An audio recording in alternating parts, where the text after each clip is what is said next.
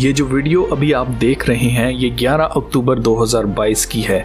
यहूदियों ने अपनी खैमों की ईद, जिसे फीस्ट ऑफ टैबरनेकल्स कहते हैं, इस ईद पर तीसरी हैकल के लिए एक ऐसी रस्म को अदा किया जिसे वाटर लाइबेशन यानी निजात का पानी कहते हैं।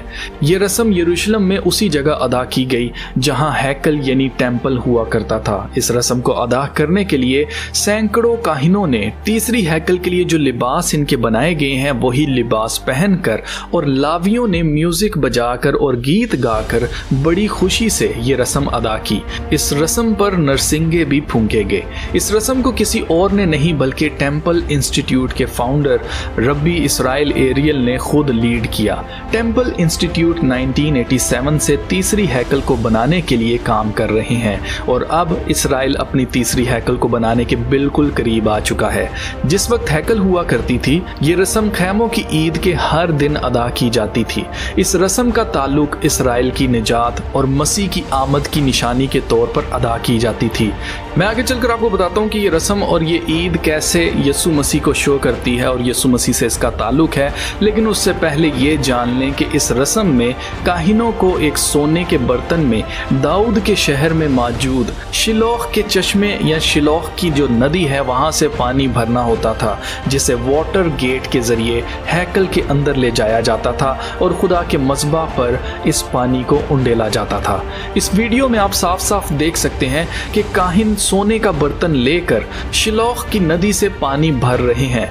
इस चीज पर आपने गौर करना कि अभी 2 हफ्ते पहले इसराइल में रोश शाना मनाई गई थी। ये भी एक ईद है, इसे नरसिंगों की ईद भी कहा जाता है। ये ईद खुदा के कैलेंडर के हिसाब से जब भी नया साल शुरू होने वाला होता है तो ये पहले ये ईद आती है, तो ये शुरू में ही आ जाती है। इस नए साल से पहले शमीता साल था जो चल रहा था और शमीता हर 7 साल के साइकिल के आखिर में जो साल होता है उसको कहते हैं शमीता ईयर, यानी 7वां साल जो होता है वो शमीता ईयर कहलाता है। यहूदियों की रिवायती किताब तालमुद के मुताबिक यहूदियों का मसाया या इनका जो मसीह है वो शमीता साल के खत्म होते ही नए साल के शुरू में आएगा। और आप अच्छी तरह से जानते हैं कि मैं आपको अपडेट करता रहा हूं। मैंने आपको बताया था कि यहूदी रब्बी अब पहली दफ़ा ऐसा हो रहा है कि वो खुलकर कह रहे हैं, 2020 से वो ये दावा कर रहे हैं कि इनका मसाया जो है वो आ चुका है, लेकिन ये अभी उसे पर्दे के सामने नहीं ला सकते हैं क्योंकि तीसरी आलमी जंग हो जाएगी या जूझ माजूझ की जंग हो जाएगी। तो ये रस्म और यहूदियों की खुशी ये बता रही है कि इनका मसाया आ चुका है जो कि बेसिकली मुखालफे मसीह होगा।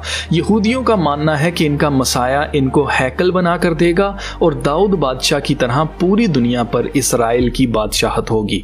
अब इस रस्म के बारे में खुदा के कलाम में यसाया नबी चैप्टर 12 और उसकी वर्स 2 से 3 में लिखा है, देखो खुदा मेरी निजात है, मैं उस पर तवक्कल करूंगा और ना डरूंगा, क्योंकि यहोवा मेरा जोर और मेरा सरूर और मेरा गीत और मेरी निजात हुआ है।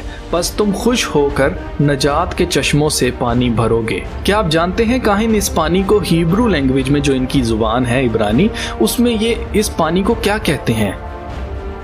माइम यशुआ यानी नजात का पानी। इब्रानी जुबान में यीशु मसीह को यशुआ कहते हैं जिसका मतलब है यहोवा मेरी नजात। यही वजह है कि यीशु मसीह ने कहा था कि मैं अपने बाप के नाम से आया हूँ लेकिन तुम मेरा यकीन नहीं करते। कोई अपने ही नाम से आएगा और उसका तुम यकीन कर लोगे, क्योंकि यीशु मसीह के नाम में ही यहोवा आता है। यूहन्ना की इंजील चैप्टर 7 में लिखा है कि यहूदियों की ईद ख़याम यानी फीस्ट ऑफ टैबरनेकल्स नज़दीक थी और यीशु मसीह के भाई जो यीशु मसीह पर ईमान नहीं रखते थे यीशु मसीह को ताने की टोन में कहने लगे कि तू भी यहूदिया को चला जा ताकि जो काम तू करता है तेरे शागिर्द भी देखें, क्योंकि जो मशहूर होना चाहता है वो छुप कर काम नहीं कर सकता। और जब यीशु मसीह के भाई ईद मनाने जाते हैं तो यीशु मसीह भी जाते हैं, ओपनली नहीं जाते हैं लेकिन सीक्रेटली छुप कर जाते हैं, क्योंकि इस ईद पर यहूदी यीशु मसीह को ढूंढ रहे थे ताकि उसको कत्ल करें। और जब ईद के आधे दिन खत्म हो गए तब यीशु मसीह हैकल में जाकर तालीम देने लगे और ईद के आखिरी दिन जो खास दिन है यीशु मसीह ने खड़े होकर पुकारा, अगर कोई प्यासा हो तो मेरे पास आकर पिए, जो मुझ पर ईमान लाएगा उसके अंदर से जैसा कि किताब मुकद्दस में आया है जिंदगी के पानी की नदियां जारी होंगी। यीशु मसीह ने ईद ख़याम पर इसी रस्म के दौरान ये बात कही जब वो शिलोह चश्मे से पानी भर रहे थे। आप देख सकते हैं इस रस्म का ताल्लुक यहूदियों की निजात और उनके मसीह से है। यीशु मसीह ने यहाँ पर भी यहूदियों को हिंट दिया था कि वो ही यहूदियों और इस पूरी दुनिया की निजात के निजात दहिंदा हैं, जैसा कि उनके नाम से ही वाज़ेह था, यशुआ। अब जब मुझ पर पहली बार ये राज खुला था कि खुदा को किसी ने नहीं देखा और कलाम के शुरू से आखिर तक हमें सिर्फ यसु मसीह ही दिखाई देते हैं, जो कि नबियों से बात कर रहे हैं, जो पूरा कलाम लिखवा रहे हैं, बातचीत जितनी भी हो रही है कलाम के अंदर वो सारी यसु मसीह हैं। और यसु मसीह ने इसीलिए कहा था कि मैं इब्लीस को ज़मीन पर गिरते हुए देख रहा था, आसमान से जब उसके फेंका गया तो वो बिजली की मानद गिरा, क्योंकि यसु मसीह शुरू से हैं। तो उस वक्त मैंने एक गीत बनाया था जो कि मैंने 2012 में बनाया था और अपने फेसबुक पर मैंने उसको अपलोड किया था, ताकि मेरी तरह पूरी दुनिया ये राज जान ले कि यसु मसीह ही यहोवा पाक खुदा है। वो गीत मैं आगे चलकर आपके साथ शेयर करता हूँ, लेकिन इस वीडियो के जरिए मैं आपको ये बताना चाहता हूँ कि वक्त बहुत नज़दीक आ चुका है और यसु मसीह हर दिन नए नए तरीके से खुद को आप पर जाहिर कर रहा है। अगर आपकी आंखें हैं तो देख लो और उसे कबूल करो, क्योंकि हम अपने अच्छे कामों, नेकियों से अपने गुनाहों को मिटा नहीं सकते हैं।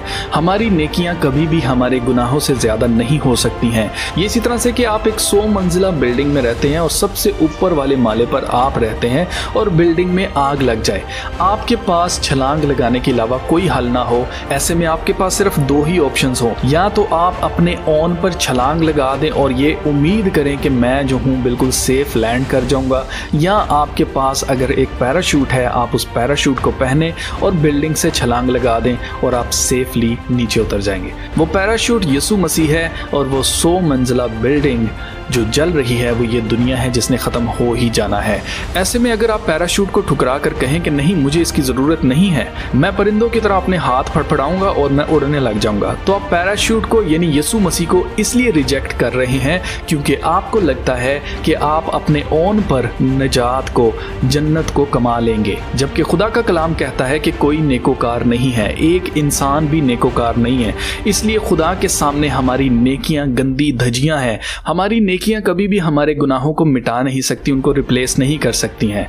इसलिए खुदा ने आपको बचाने के लिए शुरू से प्लान कर रखा था और यही प्लान हमें हज़रत इब्राहीम की कुर्बानी में दिखाई देता है। जब हज़रत इब्राहीम खुदा की मर्जी को पूरा करने के लिए अपने इकलौते बेटे इसहाक को कुर्बान करने के लिए ले जाते हैं, लेकिन हज़रत इब्राहीम के बेटे को बचाने के लिए खुदा फरिश्ते के ज़रिए एक बर्रे को प्रोवाइड करता है, एक भेड़ मुहैया की जाती है ताकि उसकी कुर्बानी चढ़ाई जाए और इसहाक बच जाए। इसी तरह खुदा ने हमारे गुनाहों को मिटाने के लिए अपने इकलौते बेटे यसु मसीह को कुर्बान किया।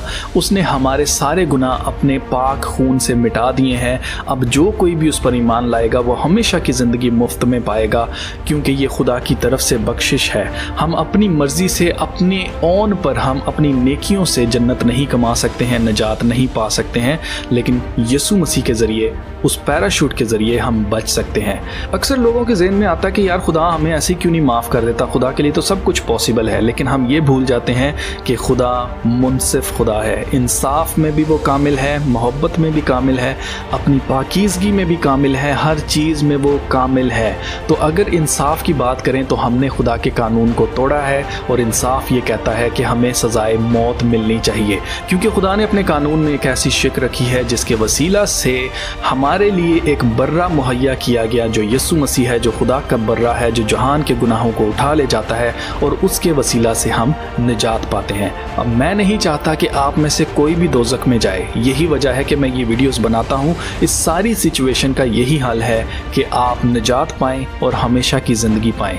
आज खुदा के कलाम की बातें पूरी होते हुए देखकर आप भी जानें कि खुदा का कलाम सच्चा है और इसी से हम निजात पा सकते हैं। हमारी निजात यहोवा